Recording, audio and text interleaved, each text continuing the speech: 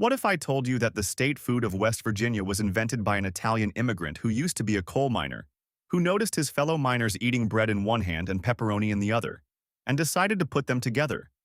And that the bakery he opened in 1927 is still making that same roll every day? That a West Virginia farmer found a wild apple tree growing on his property in the 1890s that produced a yellow apple unlike any other, and that apple became the most widely planted variety in America for the better part of a century? West Virginia. Wild and wonderful. A state that the rest of the country has been overlooking, and a food culture that the rest of the country is still discovering. The pepperoni roll was first sold by Giuseppe Joseph Argiro at the Country Club Bakery in Fairmont, West Virginia, in 1927. The rolls originated as a lunch option for the coal miners of north-central West Virginia in the first half of the 20th century. Pepperoni rolls do not need to be refrigerated for storage and could readily be packed for lunch by miners. Giuseppe Argiro, who emigrated from Calabria, Italy to work in a Clarksburg area coal mine, opened a bakery in Fairmont. He remembered his coal miner friends would eat a stick of salami or pepperoni in one hand and a piece of bread in the other. What he created was the pepperoni roll, a portable, shelf-stable snack that allowed miners to eat with one hand, drink water with the other, then continue back to work quickly. The logic is perfect. The mines are dark, the shifts are long. You cannot stop to unwrap a sandwich with two hands when you are holding a headlamp. The pepperoni roll solved the problem. A soft white yeast roll with pepperoni baked inside, the fat from the pepperoni melting during baking and infusing the bread with spicy oil. No refrigeration needed. One hand. Back to work. In 1987, the USDA proposed reclassifying bakeries that manufactured the rolls as meat processing plants, thus subjecting them to daily inspections for hygiene. The bakery owners said that meeting the new regulations would increase costs so much that producing pepperoni rolls would no longer be profitable. J. Rockefeller, U.S. Senator for West Virginia, intervened and met with Secretary of Agriculture Richard Ling. After the meeting, Secretary Ling issued a special exemption to bakeries producing pepperoni rolls. A United States Senator personally intervened with the Secretary of Agriculture to protect a bread roll. This is how important the pepperoni roll is to West Virginia. Country Club Bakery is still in operation today, still baking up its staple pepperoni roll recipe fresh every day. "We're the original, so we take pride in our product," said Chris Pallotta, current owner of the bakery. "We make sure we make them all day, every day. Every pepperoni roll you buy from us is made within the hour." In the 1890s, a farmer named Anderson Mullins was walking his property in Clay County, West Virginia, a rural county in the center of the state, when he noticed a wild apple tree growing on a hillside that he did not recognize.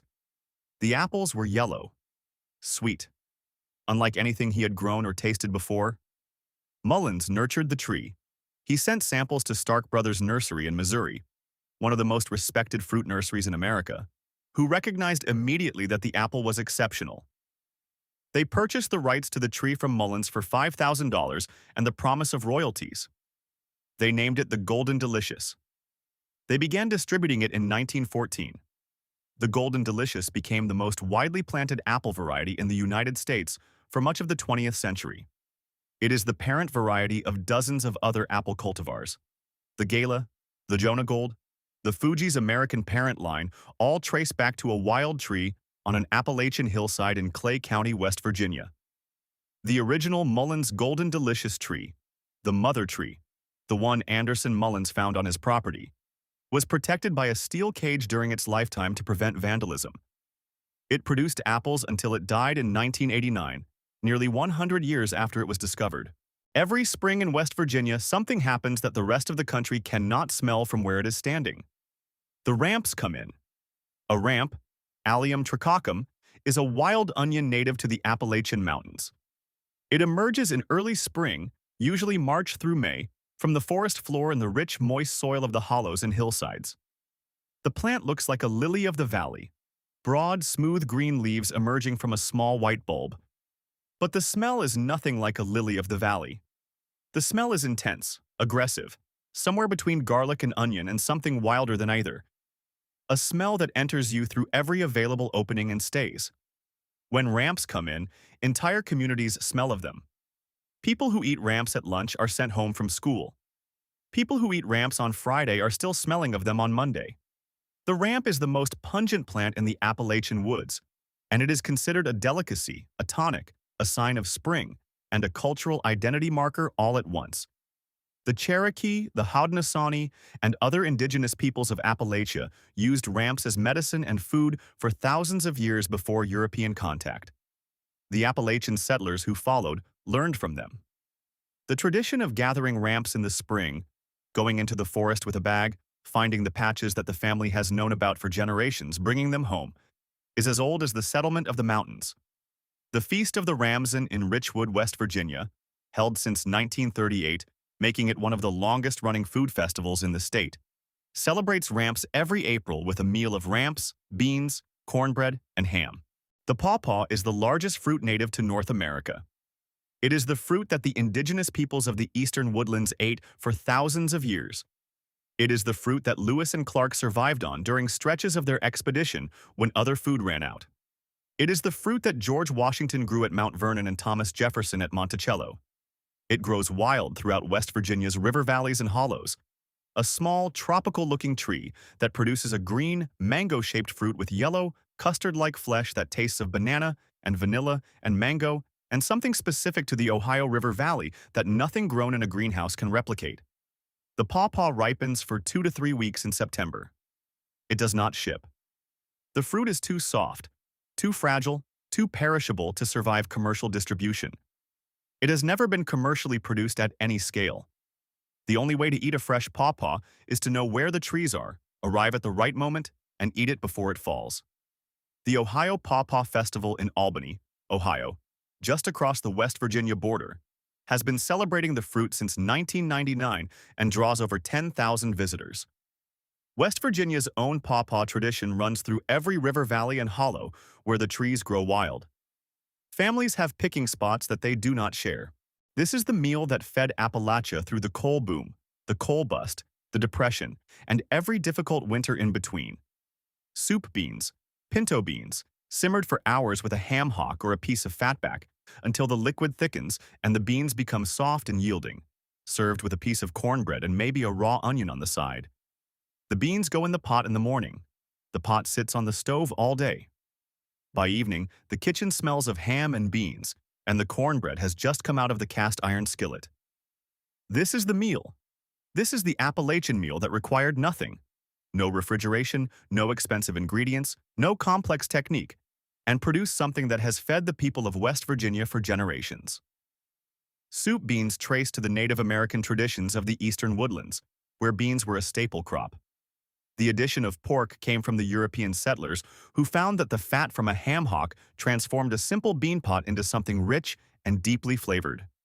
The cast iron skillet cornbread, cooked in a preheated grease skillet so the bottom crisps immediately, is its own tradition specific to the Appalachian kitchen. In the Appalachian hollows of West Virginia, a wedding cake was not a white frosted tier of sponge cake. It was a stack cake, a tower of thin gingerbread-like layers spread with spiced dried apple filling, stacked 6 to 12 layers high, assembled over hours from the contributions of different families. The tradition worked like this. Each guest who came to a mountain wedding brought a layer of cake. The bride's family made the dried apple filling. The layers were assembled at the wedding, spread with the filling, stacked, and left to sit overnight until the moisture from the filling softened the layers into something unified. Not a dry stack of gingerbread, but a dense, moist, complex cake that tasted of apple and spice and the community that built it. The number of layers a couple received measured how beloved they were. A popular couple might have 12 layers. A less popular couple might have 6.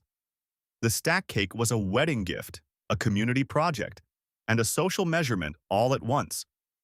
Stack cake is still made in West Virginia for special occasions, for reunions, for celebrations, for the moments when the old ways feel right.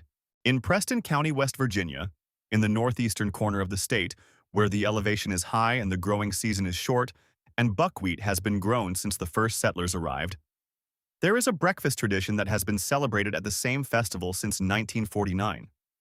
The Preston County Buckwheat Festival runs every October, celebrating the buckwheat harvest with a meal of buckwheat pancakes, sausage, and buckwheat honey.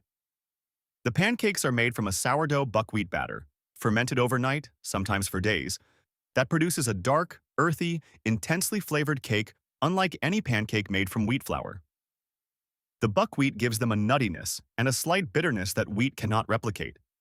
Topped with buckwheat honey, dark, robust, aromatic, and butter, they are one of the most specific breakfast experiences in Appalachian cooking.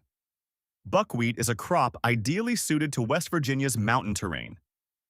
It thrives in poor, rocky soil in short growing seasons at elevations where corn and wheat struggle. The German, Ukrainian, and Eastern European immigrants who settled in Preston County brought buckwheat traditions with them and found a landscape where buckwheat grew better than anything else. The result was a local food culture built around a grain that the rest of the country largely forgot. Before sugar was cheap and before corn syrup existed, Appalachian West Virginia sweetened everything with molasses, either cane molasses from the south or, more commonly, sorghum molasses made from a grain sorghum grown on mountain farms.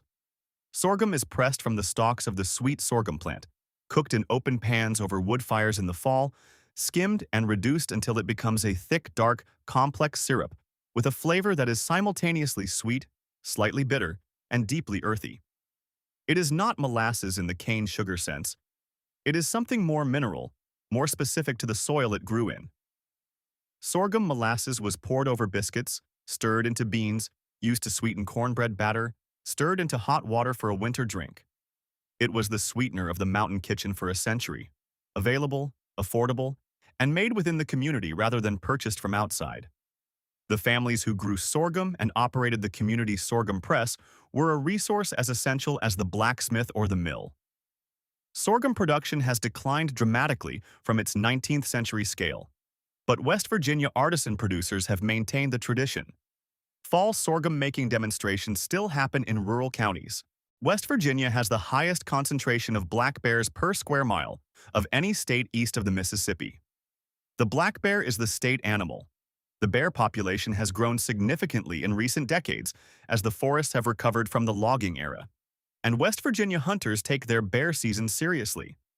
Bear meat is dark, rich, and intensely flavored, closer to pork than to venison, with a fat cap that, properly rendered, produces a cooking fat prized by hunters for its flavor and stability. Bear is prepared in West Virginia as roasts, as stews, as sausage, as jerky.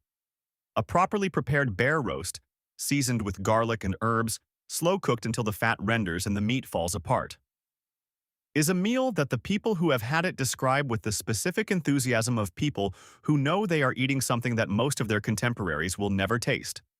The hunting tradition of West Virginia runs alongside the gathering tradition, the ramps, the pawpaws, the mushrooms, as a relationship with the land that is older than the state itself.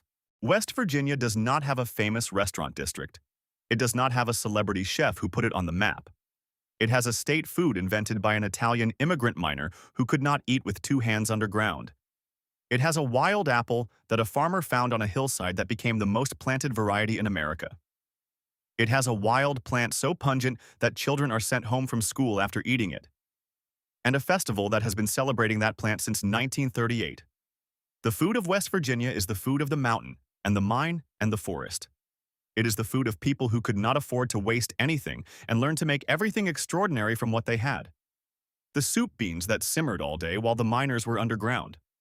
The stack cake that a wedding community assembled layer by layer. The buckwheat pancakes that a mountain farmer made from a grain that grew where nothing else would. Not every state has a food that a United States senator personally protected from federal regulators. Not every state's most famous apple was found growing wild on a hillside by a farmer who didn't know what he had. Not every state celebrates a plant so pungent that eating it is a community experience measured in days, not hours. West Virginia does things its own way. Has since the mountain people decided that the mountains were enough and built a life inside them. The food is the proof.